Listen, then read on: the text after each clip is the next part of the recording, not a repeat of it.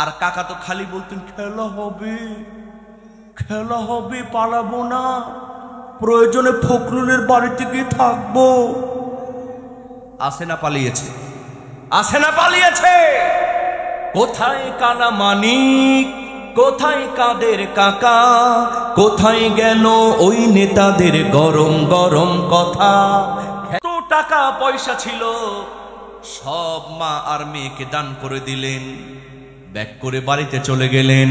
কিন্তু দেখা গেল মুসলমান হজ যখন শেষ হয়ে গেল, আব্দুল্লাহ ইবনে মুবারক রহমাতুল্লাহি আলাইহিকে আল্লাহ পাক ইলহাম করে দিলেন, আব্দুল্লাহ রে, তুমি হজ করো নাই, কিন্তু তোমার হজের টাকা অসহায় মানুষকে তুমি দান করেছো। তোমার দানে আল্লাহ পাক এত বেশি খুশি হয়েছেন।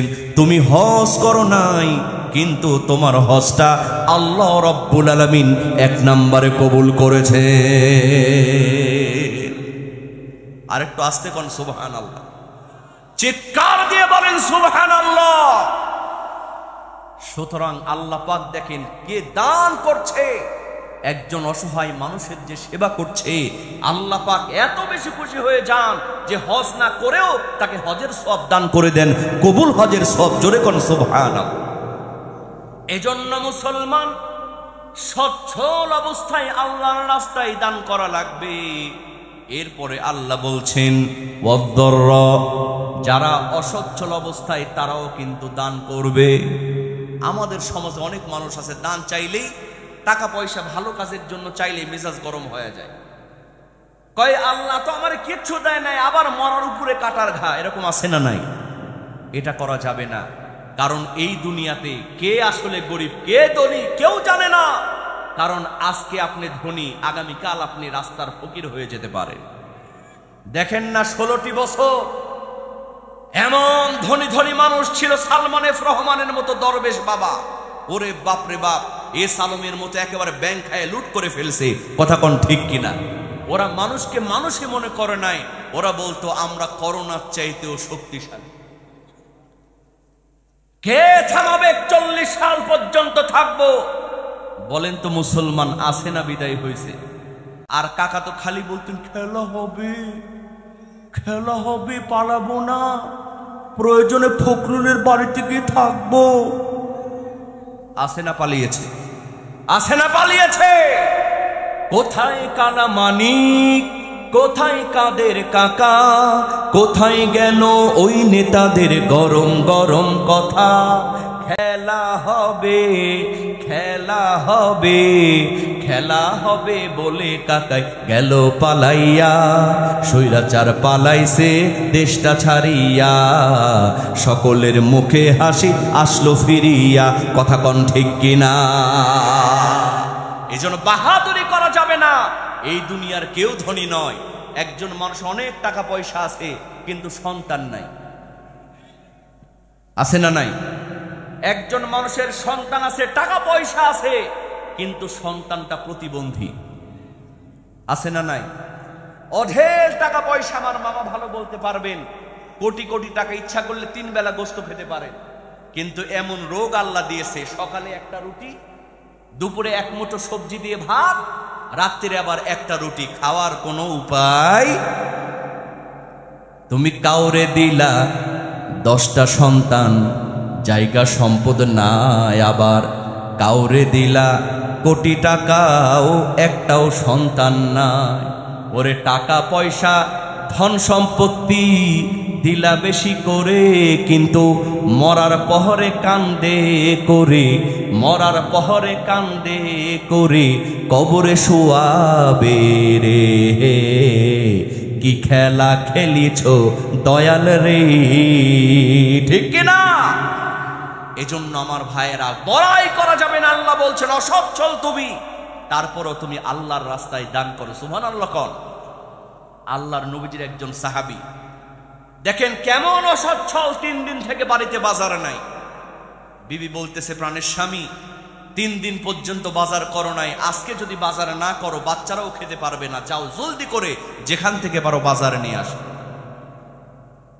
আল্লাহর নবীজির সাহাবী তালহা রাদিয়াল্লাহু তাআলা আনহু, টাকা নাই পয়সা নাই, বাজার করার মতো কোনো তার কাছে স্বর্ণ মুদ্রা নাই। আমার ভাইয়েরা দেখেন, ছেলে মানুষের পকেটে যদি টাকা না থাকে মেজাজ ভালো হয় না খারাপ হয়? বাজারের ব্যাগটা নিয়ে ঘুরে কোথাও টাকা নাই, পয়সা নাই, বাজার আছে কেনার মতো কোনো শক্তি নাই, কিন্তু চিন্তা বাড়িতে বাজার নিয়ে যাওয়া লাগবে। সারাদিন ঘোরাঘুরি করে কোনো কাজও পেলেন না, ইশার নামাজ পড়ার জন্য মসজিদে নববীর মধ্যে প্রবেশ করলেন। জোরে কোন সুবহানাল্লাহ। সাহায্য চাইতে হবে কার কাছে? ইয়া আইয়ুহাল্লাযীনা আমানুস্তাঈনু বিস-সাবরি ওয়াস-সালাহ। ঈমানদাররা সাহায্য চাইবে নামাজ এবং ধৈর্যের মাধ্যমে। কথা কোন ঠিক কিনা? তালহা রাদিয়াল্লাহু তাআলা আনহু এশার নামাজ আদায় করে ফেললেন। আল্লাহর নবীজি সাহাবাদেরকে ডাক দিয়ে নিয়ে বসালেন, সাহাবারা কিছু নসিহত করি, তোমরা শোনো। সাহাবাদের সঙ্গে তালহা রাদিয়াল্লাহু তাআলা আনহু বসে বললেন, কিন্তু মনের মধ্যে চিন্তা, বাড়িতে যাব কেমনে, কোনো তো বাজার নাই। বিবি তো বাজারের জন্য অপেক্ষা করতেছে।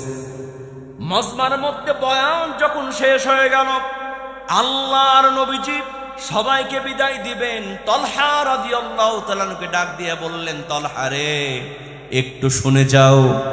আল্লাহর নবীজি ডাক দিয়ে বললেন, তালহা আমার কাছে একজন মেহমান আছে, মক্কা থেকে মদিনায় হিজরত করেছে। এই মেহমানটাকে তোমার বাড়িতে গিয়া নিয়া একটু মেহমানদারি করায়া দাও। তালহা রাদিয়াল্লাহু তাআলা আনহু হ্যাঁও বলতে পারে না, নাও বলতে পারে না, কারণ রাসূল যা বলেছেন সামি'না ওয়া আতা'না, তারা সঙ্গে সঙ্গে মেনেছেন। কথা কোন ঠিক কিনা? মনে মনে চিন্তা আছে না নাই? মেহমানকে নিয়ে লজ্জায় রাসূলকে বলতে পারেন না, হুজুর আমার বাড়িতে তো বাজার নাই, আমাদেরই খাওয়ার মতো কিছু নাই, আর মেহমান নিয়ে যাব কেমন কথা? এটা তিনি বলেন নাই, মেহমান নিয়ে বাড়ির দিকে রওনা করেছেন। সুবহানাল্লাহ কবেন না? আর আমাদের বাড়িতে মেহমান আসলে মেজাজ ভালো হয় না খারাপ হয়? গ্রামের মানুষরা খুব খুশি হয়, কিন্তু গ্রাম থেকে কেউ যদি শহরে যায় দেখবেন থেকেও ফোনে কয় নাই। তারপরে তাড়াতাড়ি বিদায় করতে পারলেই বাঁচা। কথা কোন ঠিক কিনা? এরকম কিছু মানুষ আছে না নাই? বাঁচার মেহমানদারি করা লাগবে, তাহলে আল্লাহ পাক খুশি হয়ে যান। তালহা রাদিয়াল্লাহু তাআলা আনহু তার সেই সাহাবীকে নিয়ে, মেহমানকে নিয়ে বাড়িতে গিয়া দরজায় নক করে বিবিকে বললেন, আসসালামু আলাইকুম বিবি, দরজাটা খোলো। জোরে কোন সুবহানাল্লাহ। স্বামীও যেমন স্ত্রীও তেমন, সালাম এমন সুরে দিয়েছেন। তালহা রাদিয়াল্লাহু তাআলা আনহু সালাম শোনার সঙ্গে সঙ্গে বিবি বুঝতে পেরেছেন আমার স্বামী নিশ্চয়ই কোনো মুসিবতের মধ্যে পড়ে মেহমান নিয়ে আসছে। আপনার আমার বাড়ি হলে কি হতো? আপনার আমার বাড়ি হলে কি হতো? তাই ফোন নাই, কিছু নাই, ফোন করা লাগবে না আসার জন্য, যার তার বাড়িতে তুমি মেহমান নিয়ে চলে আসছো। এরকম কিছু মা বোন আছে না নাই? নিজের বাড়ি থেকে যখন আত্মীয় স্বজন আসে খুব খুশি হয়, মুরগি রান্না করবে না গোস্ত রান্না করবে ঠিক পায় না, কিন্তু শ্বশুর বাড়ি স্বামীর বাড়ি থেকে কেউ যদি আসে দেখবেন কয় মাজা ব্যথা, পেটে ব্যথা, মাথা ব্যথা, আজকে যা আছে ওইটা দিয়ে খাওয়ায় দাও। এরকম আছে না নাই? এটা করা যাবে না। সালাম দিয়েছেন, বিবি সঙ্গে সঙ্গে বুঝতে পেরে দরজা খুলে দিয়ে পর্দার আড়ালে চলে গিয়েছে। স্বামীও লজ্জিত হয়ে গেলেন, আস্তে করে মেহমানকে বসায়া লজ্জিত মুখ নিয়ে বিবির সামনে যখন দাঁড়ালেন, কারণ হাতের মধ্যে কোনো বাজার নাই। ও বান্দা, ও যুবক, একটু মনোযোগ দিয়ে ওয়াজটা বোঝার চেষ্টা করেন। হাতের মধ্যে কোনো বাজার নাই। বিবি বুঝতে পেরে ডাক দিয়ে বললেন, প্রাণের স্বামী চিন্তা করো না, বাচ্চাদেরকে খাওয়াই দিয়ে ঘুম পাড়িয়ে দিয়েছি, তোমার জন্য সামান্য খাবারের ব্যবস্থা করেছি। এই সামান্য খাবার তুমি মেহমানকে খাওয়ায়া দাও। আর একটা বুদ্ধি করো, প্ল্যান করো, মেহমানকে যখন খাবার দিব বাতিটা তুমি নিভায়া দিবা। আমরা পাশের ঘর থেকে প্লেটের টুংটাং আওয়াজ করব, অভিনয় করব, ওই মেহমান মনে করবে ও খাচ্ছে, তার সঙ্গেও আমরাও খেয়ে নিচ্ছি। যেমন কথা তেমন কাজ। মেহমানকে খাবার দিয়ে অন্ধকারের মধ্যে তারা বাতিটা নিভায়া দিয়া টুং টুং প্লেটের আওয়াজ করতেছে, এমন ভাব করতেছে মুখের এরকম আওয়াজ হয় না খাওয়ার? তারা অভিনয় করছেন, মেহমান মনে করতেছে আমি এখানে খাচ্ছি, ওরা ওখানে খাচ্ছে। সুবহানাল্লাহ কবেন না? রাত পার হয়ে গেল, সকালবেলা ফজরের আযান হয়ে গেল। এই তালহা রাদিয়াল্লাহু তাআলা আনহু তার মেহমানকে নিয়ে মসজিদে নববীর মধ্যে নামাজ আদায় করার জন্য গেলেন ফজরে। আমার ভাইয়েরা, নামাজ শেষ হয়ে গেল, সবাই যখন বিদায় নিবে, আল্লাহর নবীজি তালহা রাদিয়াল্লাহু তাআলাকে ডাক দিয়ে বললেন, তালহা রে, একটু আমার কাছে আসো, তোমার সঙ্গে কথা আছে। তালহা রাদিয়াল্লাহু তাআলা আনহু মনে মনে চিন্তা করলেন, হায় রে, আমার মেহমানদারি বুঝি পছন্দ হয় নাই, মেহমান অভিযোগ করেছে, এই জন্য রাসূল আমাকে ডাক দিয়েছেন। কাছাকাছি যখন চলে গেলেন, আল্লাহর নবীজি বললেন, তালহা তুমি বসে পড়ো। তালহা রাদিয়াল্লাহু তাআলা আনহু বসলেন। আল্লাহর নবীজি বললেন, তালহা রে, কি এমন মেহমানদারি তুমি করেছো? তোমার মেহমানদারিতে আমার আল্লাহ রব্বুল আলামিন খুশি হয়ে গেছে। শুধু খুশি হন নাই, পবিত্র কোরআনুল কারীমে সূরাতুল হাসরের 9 নম্বর আয়াতটাও নাযিল করেছেন। সুবহানাল্লাহ কোন আল্লাহ পাক বলে দিলেন, وَيُؤْثِرُونَ عَلَى أَنفُسِهِمْ وَلَوْ كَانَ بِهِمْ خَصَاصَةٌ وَمَن يُوقَ شُحَّ نَفْسِهِ فَأُولَئِكَ هُمُ الْمُفْلِحُونَ।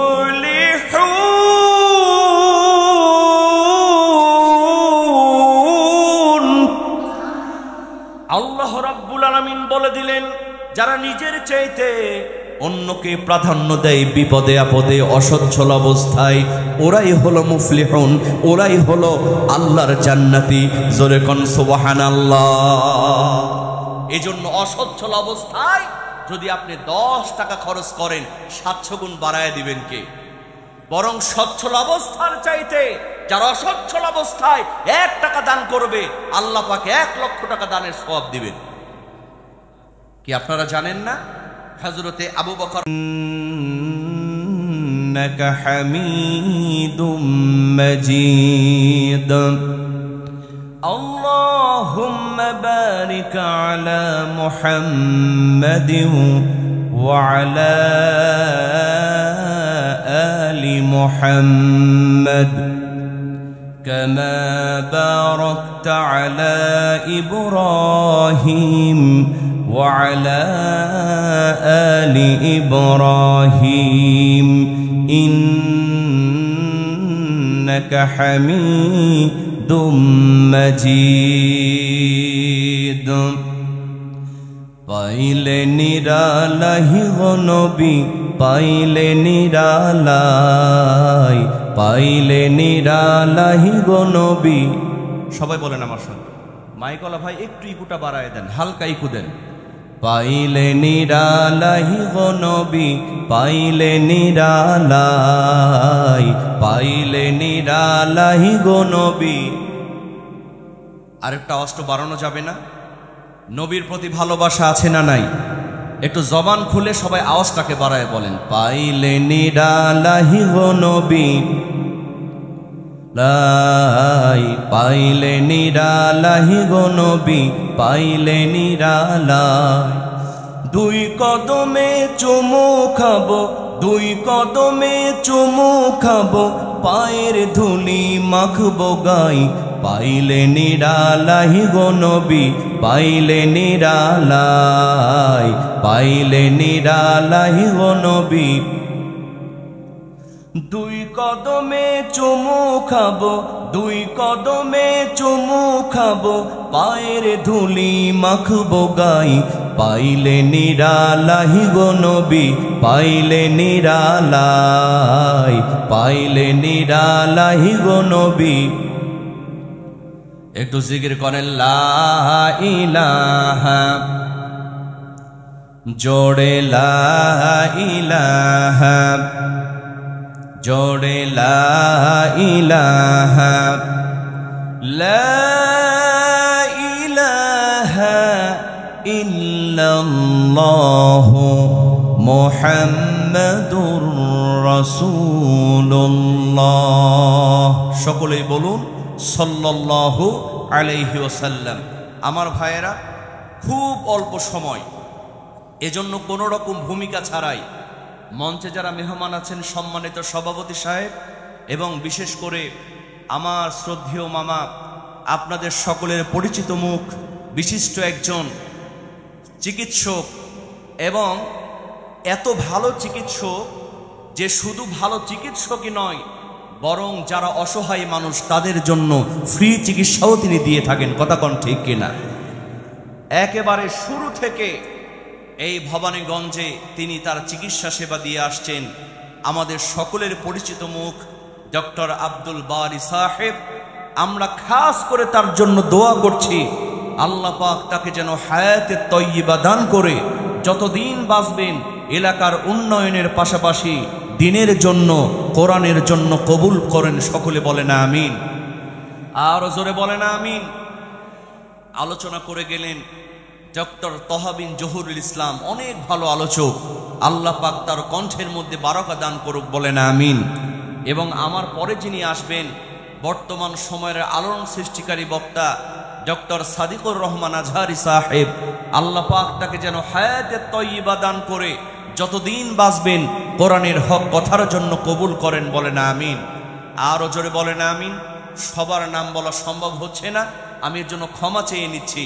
আল্লাহ পাক এই পোস্টারের নামের আগেই জান্নাতি খাতায় যেন তাদের নাম উঠায় নেন, সকলে বলেন আমিন। আরো জোরে বলেন আমিন। আমার ভাইয়েরা, এই সংক্ষিপ্ত আলোচনা করবার জন্য আজকে পবিত্র আল কোরআনুল কারীমের সূরাতু আল ইমরান, জোরে বলেন সূরার নাম কি? এই সূরা আল ইমরানের 134 নম্বর আয়াত তেলাওয়াত করেছি। আমরা খুব সংক্ষিপ্তভাবে আলোচনা শুনবো ইনশাআল্লাহ। আল্লাহ রাব্বুল আলামিন পবিত্র আল কোরআনুল কারীমে সূরা আল ইমরানের 134 নম্বর আয়াতের মধ্যে তিনটা কোয়ালিটির কথা বলছেন। জোরে বলেন কয়টা কোয়ালিটি? তিনটা কোয়ালিটি আল্লাহ রাব্বুল আলামিন পবিত্র আল কোরআনুল কারীমে জানায় দিলেন। এই তিনটা কোয়ালিটি যার মধ্যে থাকবে ওরা হবে মুহসিন। আল্লাহ পাক শেষ কথা বলে দিচ্ছেন, ইন্নাল্লাহা ইউহিব্বুল মুহসিনিন।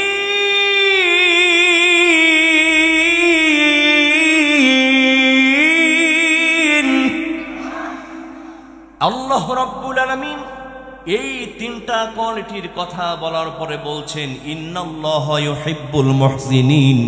তার মানে হলো এই তিনটা কোয়ালিটি যাদের মধ্যে থাকবে ওরাই হলো আল্লাহর জান্নাতি। আমার ভাইয়েরা, সংক্ষিপ্ত সময়ের মধ্যে তিনটা কোয়ালিটির প্রথম নাম্বার কোয়ালিটি বলছে আল্লাহ রাব্বুল আলামিন বলছেন, আল্লাযীনা ইউনফিকুনা আমওয়ালাহুম ফিস-সাররা। চিৎকার দিয়ে বলেন আল্লাহু আকবার। আল্লাহ রাব্বুল আলামিন বলেন, আল্লাযীনা ইউনফিকুনা আমওয়ালাহুম ফিস-সাররা ওয়াদ-দাররা। যারা সচ্ছল অসচ্ছল অবস্থায় আল্লাহর রাস্তায় দান করে এরাই হলো মুহসিন ব্যক্তি, ওরাই হলো জান্নাতি।